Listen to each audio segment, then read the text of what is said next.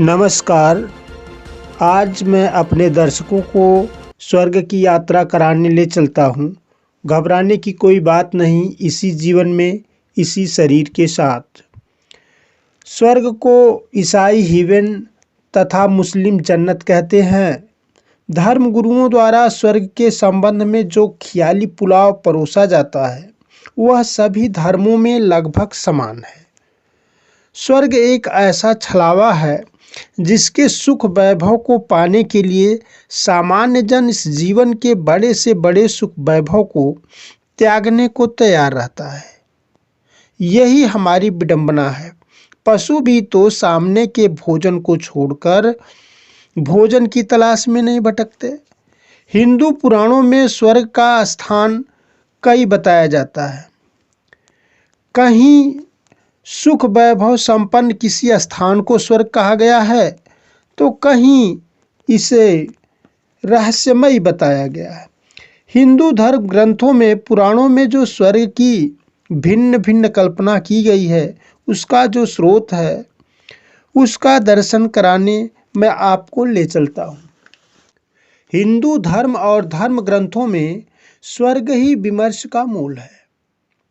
मानव के वर्तमान जीवन को सरल व सुखी बनाने की कवायद कम, मृत्यु के पश्चात जीवन को सुखी बनाने की चिंता अधिक है। मृत्यु के पश्चात स्वर्ग की प्राप्ति ही सुख दिला सकती है। यही विडंबना लगभग सभी धर्मों की है। वह स्वर्ग कहाँ है इसका भी कोई पता ठिकाना नहीं है।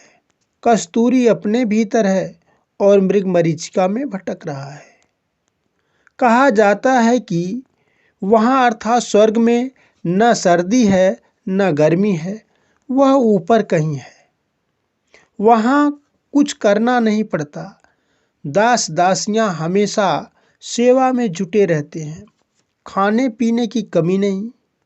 पुण्य करने वाला मनुष्य मृत्यु के पश्चात वहाँ जाता है। इसी धारणा का विस्तार करके पाखंडी बहुतायत जनता की वर्तमान जीवन की सुख सुविधाओं को छीनकर स्वयं स्वर्गीय आनंद भोगते हैं और उन्हें अपरोक्ष सुख के लिए परोक्ष सुख का त्याग करा देते हैं।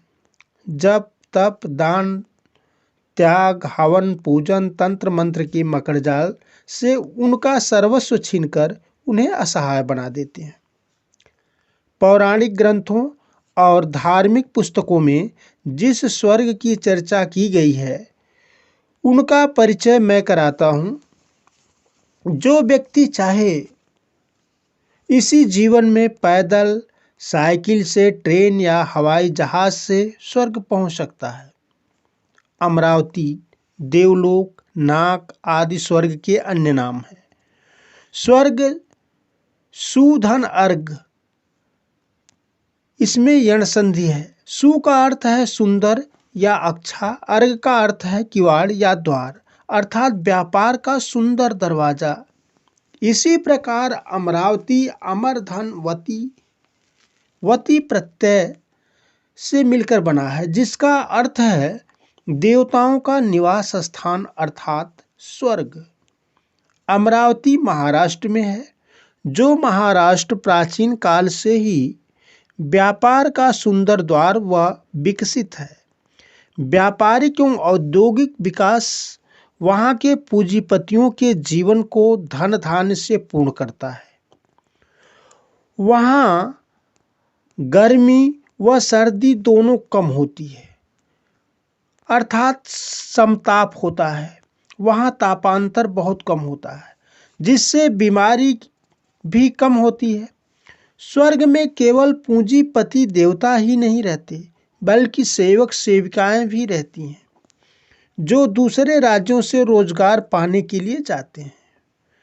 उनकी जीवन शैली क्या है, उनका जीवन कैसा होता है, पुराणों में इसका वर्णन नहीं है।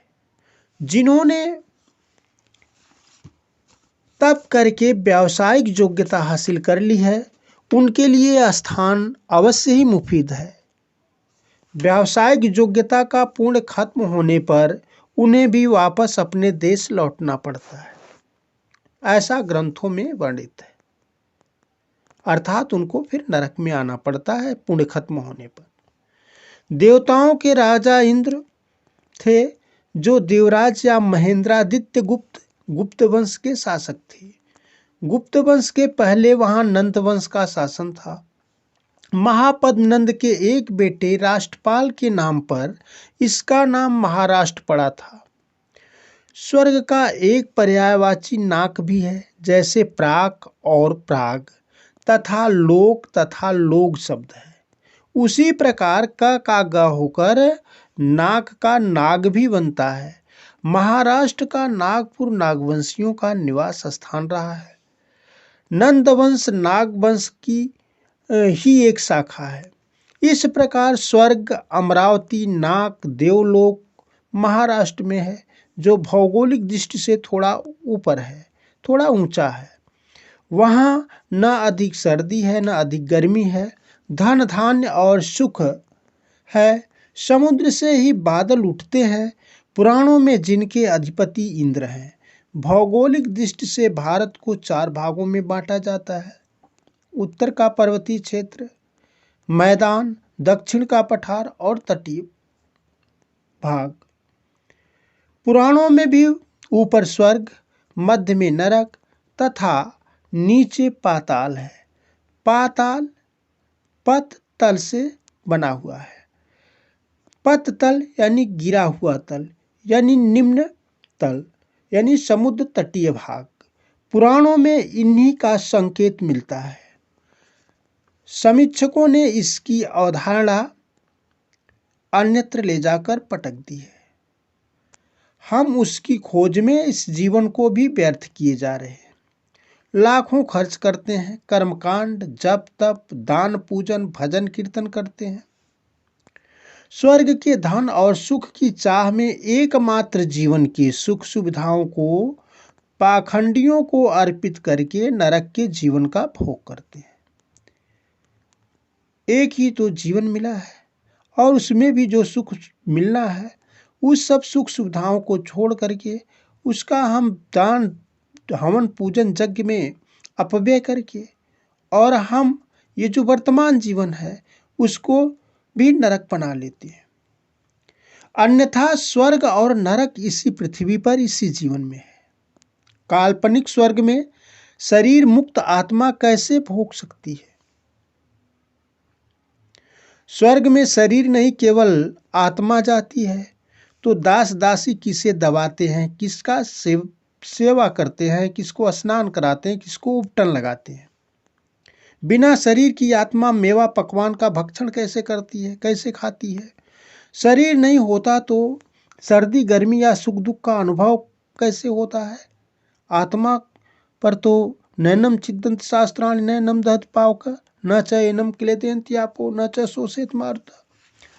तो अंत में जिस स्वर्ग के लिए लाखों खर्च करते हैं, उसी के लिए मेरे चैनल को केवल लाइक और सब्सक्राइब कर दो, फिर चाहे पैदल जाओ या ट्रेन से। नमस्कार, धन्यवाद।